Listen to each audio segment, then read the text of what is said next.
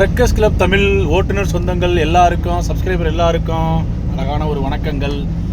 1000 subscriber தாண்டினதுக்கு அப்புறம் போடுற முதல் வீடியோ இது, ஓகேங்களா? இந்த வீடியோவோட தலைப்பு, காணொலியோட தலைப்பு பார்த்தீங்கன்னா ஸ்லோவேனியா சம்பவம், ஓட்டுநர்களே உஷார். இந்த சம்பவத்தை முழுசாக தெரிஞ்சுக்கிட்டா தான் அந்த சம்பவங்கள்லேருந்து ஒரு ஓட்டுநர் எந்த விஷயத்தில் அவேர்னஸாக இருக்கணும் அப்படின்ற விஷயத்தை தெரிஞ்சுக்க முடியும். அதுக்காக முதல்ல அந்த சம்பவத்தை விளக்கிடுறேன். ஒரு நண்பர்கள் குழு, யாரோட பேருமே வேண்டாம், இந்த சம்பவத்தில் வர்ற யார் பேரும் வேண்டாம், பிரைவசி காரணமாக சம்பவத்தை மட்டும் தெரிஞ்சுக்கிட்டா போதும், ஓகேங்களா?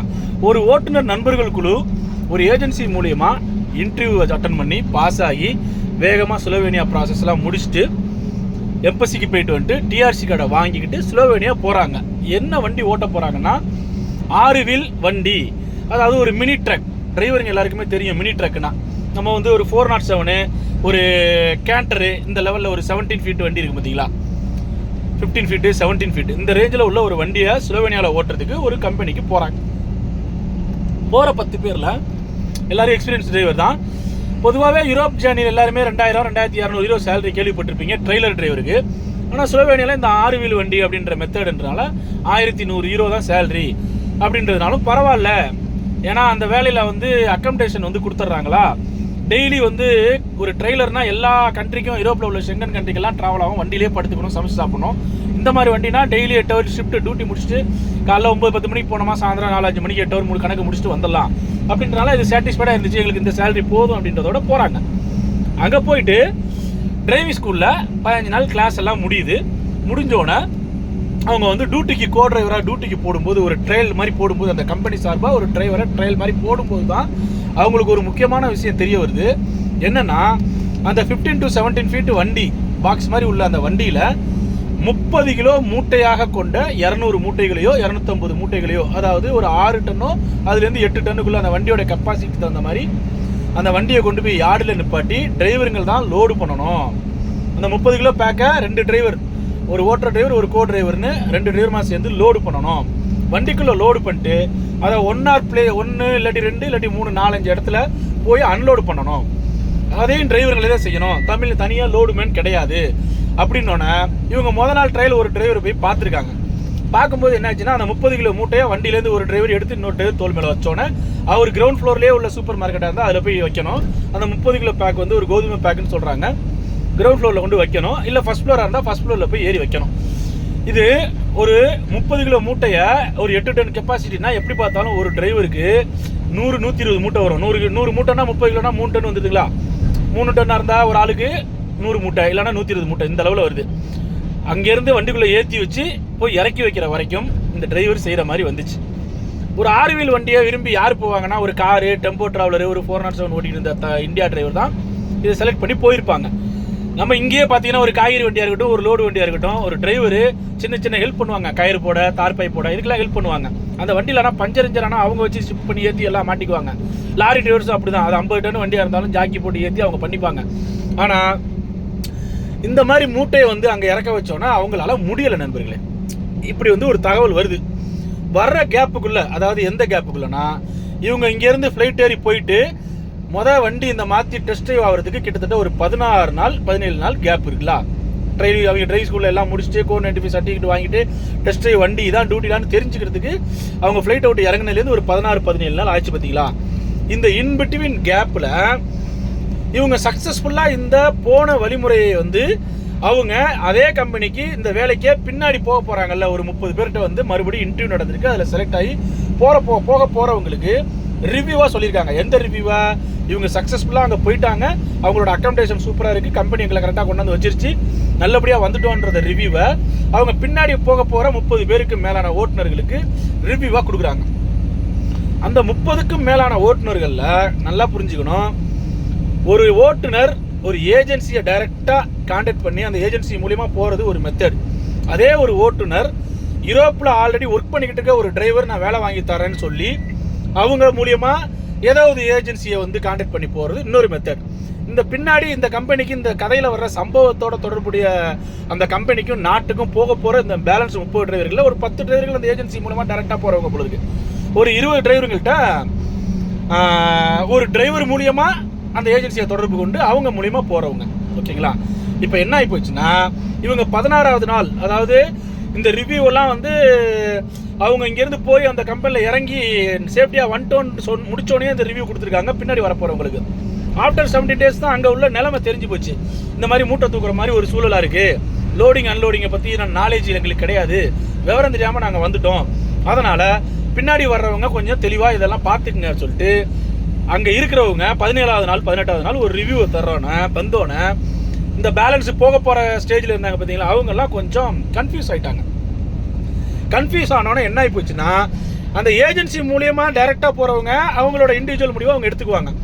அந்த ஏஜென்சிக்கு ஒரு டிரைவரோட ரெக்கமெண்டில் அவங்க மூலிமா உள்ளே போகிறாங்க பார்த்தீங்களா, அவங்கெல்லாம் இந்த டிரைவர்கிட்ட 20,000 15,000 25,000 30,000 ஒரு அமௌண்ட்டை இன்டர்வியூ பாஸ் பண்ண உடனேயே அட்வான்ஸாக பே பண்ணியிருந்திருக்காங்க.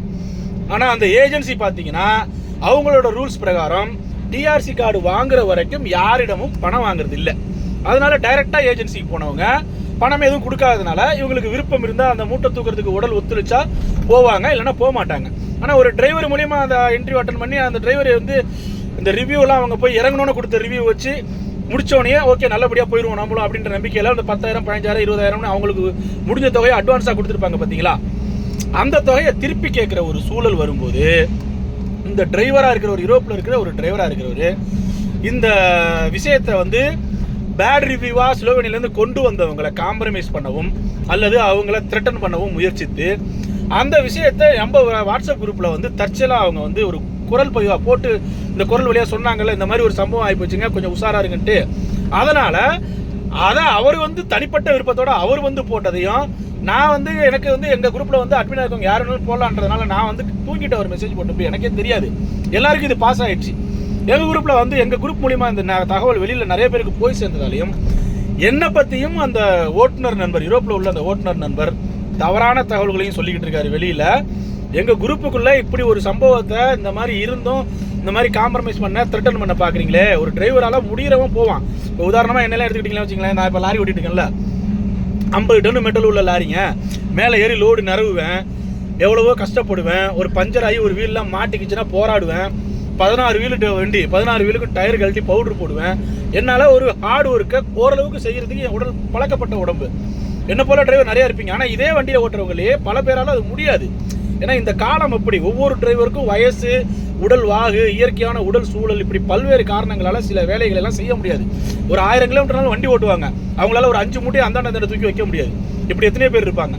அந்த மாதிரி டிரைவருங்கெல்லாம் நான் இந்த வேலைக்கு போகலைங்க, எனக்கு கஷ்டமாக இருக்குது அப்படின்ற மாதிரி மூட்டை தூக்குற பாசிபிலிட்டி என்னால் கிடையாது அப்படின்ற உண்மையை சொல்லியோ இல்லை அதை சொல்லாமல் வேறு காரணங்களை சொல்லியோ இந்த நியூஸ் கிடைச்சிருச்சு நாம ஏன் போய் அதில் சிக்கணும், நம்மளுக்கு அட்டாச்சா, நம்மளுக்கு அது சூட்டபிள் ஆகாதுன்னு முடிவு பண்ணிட்டு இந்த டிரைவர்கிட்ட பணம் கொடுத்து அந்த ஏஜென்சி மூலியமாக போகிறதுக்கான ப்ராசஸில் இருந்தாங்க பார்த்தீங்களா, அவங்களாம் பணம் திருப்பி கேட்க தொடங்குறதா ஒரு தகவல்.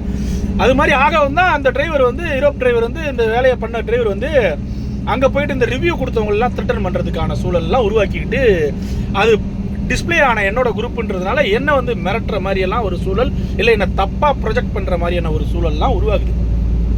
எதுக்கு சொல்கிறேன்னா, எப்படியெல்லாம் ஒரு சம்பவங்கள் நடக்குதுன்னு பாருங்கள். இந்த மொத்த சம்பவத்திலேருந்து ஒரு டிரைவர் அவேர்னஸ் ஆக வேண்டியது, வெளிநாடு போகிற ஒரு டிரைவர் அவேர்னஸாக இருந்துக்க வேண்டியது எந்த விஷயத்துலனா, நீங்கள் ஒரு 6 வீலு 10 வீலு வண்டிக்கெல்லாம் ஏதாவது டியூட்டி போகிறீங்க, ட்ரக்கு, சாதா ட்ரக்கு, ட்ரெய்லர் இல்லாத ட்ரக்குக்கு டியூட்டி போகிறீங்க அப்படின்னா அதில் உள்ள லோடிங்கு அன்லோடிங்கு இந்த விஷயத்தை யார் செய்யணும், அதுக்கு வந்து கம்பெனியில் வந்து தனியாக லோடுமேன் சப்போர்ட் இருக்கா, இல்லைன்னா நாங்களே தான் பண்ணணுமா அப்படின்னு கேட்டு தெரிஞ்சுக்கிட்டு நம்மளே பண்ணணும்னா அதுக்கு நம்ம உடல்வாகு ஒத்துழைக்குமா தெரிஞ்சுக்கிட்டு முடிஞ்சவங்க கண்டிப்பாக போகலாம்.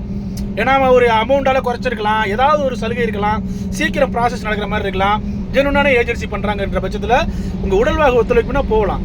முடியாது அப்படின்ற பட்சத்தில் நீங்கள் முன்கூட்டியே இங்கே இருந்தே நீங்கள் அதை அவாய்ட் பண்ணிக்க முடியும். இதில் வந்து ஏஜென்சி சப்போர்ட் பண்ணுவாங்க, எந்த ஏஜென்சியாக இருந்தாலும் ஒரு கண்டென்ட்டாக இதை தெரிஞ்சுக்கங்க. ஆனால் இந்த இன்பிட்வீனில் ஒரு ஏஜென்சிக்கு ஆளை பிடிச்சி கொடுத்துட்டு அவன்கிட்ட அந்த ஏஜென்சி வாங்குற ஃபீஸை விட ஒரு 30,000 50,000 கூட வச்சுக்கிட்டு இந்த ஆட்களை வந்து அந்த ஏஜென்சிக்கு அனுப்புகிற டிரைவர் என்ன பண்ணுவாங்கன்னா, உங்கள்கிட்ட இன்டர்வியூ பாஸ் பண்ணோடனே அமௌண்ட் வாங்கிடுறாங்களா, அதை நீங்கள் வேணான்ட்டு திருப்பி கேட்கும்போது என்ன நினைக்கிறாங்க, இவனை எப்படியாவது காம்ப்ரமைஸ் பண்ணி தள்ளி விட்டா தானே நம்ம இந்த பணத்தை திருப்பி கொடுக்க வேண்டியதில்லை. இந்த விஷயத்த சொன்னவன் யார், சொன்னவனும் வெளிப்படுத்தினவனும் யாராரு, அவங்கள ஏதாவது நம்ம பேசி காம்ப்ரமைஸ் பண்ண முடியுமா, இல்லைனா மிரட்டி பார்க்க முடியுமா, இப்படின்ற நம்ம முயற்சியில் இறங்குறாங்க. புரியுதுங்களா? இந்த கண்டென்ட்லேருந்து நல்லா ஒன்று புரிஞ்சுக்குங்க. யாராவது யூரோப்பில் வேலை பார்க்குறேன்னு சொல்லிட்டு அவங்களோட பிரபலத்தை பயன்படுத்தி வாட்ஸ்அப் குரூப் வச்சுட்டு இருந்தாங்கன்னா அதில் ஒரு ஆடு கொடுத்தாங்கன்னு வச்சுக்கோங்களேன். அந்த ஆடில் அவங்க எந்த ஏஜென்சிக்கான ஆடு கொடுத்துருக்காங்க, ஏன்னா எந்த டிரைவராலையும் டைரெக்டாக மேன் பவரோட சப்போர்ட் இல்லாமல் ஒரு வேலையை யூரோப் வேலையை வாங்கி தர முடியாது. எந்த அப்ராடு வேலையும் பதிவு செய்யப்பட்ட மேன் பவர் அல்லாத ஒரு அங்கே போய் வேலை பார்த்துட்டு இருக்க ஒரு டிரைவர் தன்னோட பிரபலியத்தை பயன்படுத்தி ஒரு அவரோட குரூப்பில் வாட்ஸ்அப் குரூப்பில் ஒரு ஆடு போடுறாருன்னா, கான்டாக்ட் பண்ணுங்கள் இந்த மாதிரி வேலை இருக்குன்னு சொன்னார்னா, நீங்கள் கேட்க வேண்டியது முதல்ல எந்த ஏஜென்சி மூலியமாக போகிற வேலை இது அப்படின்றதையும், என்ன வண்டின்றதையும், எவ்வளவு கன்சல்டிங் ஃபீஸ்ன்றதையும் நீங்கள் கேண்டிடேட்ஸே அந்த ஏஜென்சியில் டைரெக்டாக ஃபோன் பண்ணி வெரிஃபை பண்ணிக்கிறது. பணம் கொடுத்து போகிற கேண்டிடேட்ஸோட உங்களோட சுய உரிமை, உங்களோட சுய உரிமை. அதை நீங்கள் வெரிஃபை பண்ணிக்கணும். எந்த இதுவுமே விசாரிக்க மாட்டேன், நான் டிரைவரை நம்புகிறேன் அப்படின்னா இது போல ஒரு சூழல்கள் உருவாகும் போது சிக்கல்களை ஃபேஸ் பண்ணுறது உங்களுக்கு சிக்கலாயிரும், உங்களுக்கு சிரமமான சம்பவமாயிரும். இந்த ஸ்லோவேனியா சம்பவத்திலேருந்து ஒரு விஷயத்தை நல்லா புரிஞ்சுக்குங்க. அதுபோல் வாட்ஸ்அப் குரூப்களில் எந்த ஏஜென்சி பேரையுமே சொல்லாமல் நான் வேலை வாங்கி தரேன்றது போல் ஒரு ஆடை போட்டு, ஒரு டிரைவராக இருக்கவன், யூரோப்பில் டிரைவராக இருக்கவன் நான் வேலை வாங்கி தரேன்றது போல் ஒரு ஆடை போட்டு விருப்பமுள்ளவர்கள் கான்டாக்ட் பண்ணுங்கன்னு கீழே நம்பரை போட்டாங்கன்னா முடிஞ்ச அளவு அதை நம்பாதீங்க.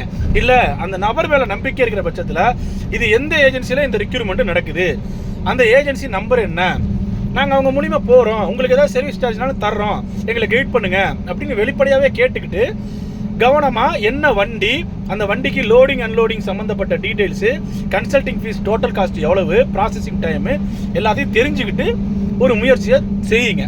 ஓகேங்களா? அடுத்ததா இது போல் சம்பவங்களே எதுவும் நடந்து இந்த மாதிரி நான் சக்ஸஸ்ஃபுல்லாக போயிட்டாங்கன்னு ஒரு ரிவ்யூவை கேட்டு நீங்கள் ப்ராசஸ் பண்ணிகிட்டு இருக்க இன்பிட்வீனில் பேட் ரிவ்யூ ஒன்று வந்து நீங்கள் போவேணான்னு முடிவு பண்ணி ஒருவேளை யாராவது பணம் கொடுக்காம, நீங்கள் அதாவது அட்வான்ஸ் கட்டிருப்பீங்கல்ல, அந்த பணத்தை கொடுக்காம இருந்தாங்கன்னாலும் தயவு செய்து உலகத்துக்கு பயப்படாமல் வெளிப்படுத்துங்க. நல்லா புரிஞ்சுக்குங்க ஓட்டுநர்களே, நீங்கள் படுற கஷ்டத்தை வெளியில் சொன்னீங்கன்னா தான் அதுலேருந்து அடுத்த டிரைவர் அவேர்னஸ் ஆவாங்க. நீங்கள் படுற சந்தோஷத்தையும் வெளியில் சொன்னீங்கன்னா தான் நல்லா ஒரு ஏஜென்சி நல்லா சர்வீஸ் பண்ணாங்கப்பா, நான் நல்லா இருக்கேன்பான்ற நீங்கள் ஏஜென்சி பேரை சொல்லி உங்களுக்கு ஹெல்ப் பண்ணவங்க யாராக இருந்தாலும் அவங்க பேரையும் சொல்லி ஒரு ரிவ்யூ கொடுத்தீங்கன்னா தான் அடுத்து வர்றவங்களும் அதை நம்பி அதை செய்வாங்க. கஷ்டமோ நஷ்டமோ நீங்கள் வெளியில் சொன்னால் மட்டும்தான் இது சாத்தியம். ஓகேங்களா? அதனால் இது போல் இருக்கிற வேலை வாய்ப்புகளில் உள்ள சிக்கல்களை தெரிஞ்சுக்குங்க. இந்த வெளிநாட்டில் போய் வேலை பார்த்துட்டு யூரோப்பில் இருந்துக்கிட்டு அவங்க மேலே உள்ள நம்பிக்கையினால் சில செயல்களை நீங்கள் செய்யும் போதும் இது போன்ற சிக்கல்களும் இருக்குது அதில் இன்பிட்வீன்லன்றதை புரிஞ்சுக்கிட்டு அலர்ட்டாக இருங்க. ஓகேங்களா? நன்றி. அடுத்த ஒரு காணொலியில் சந்திப்போம்.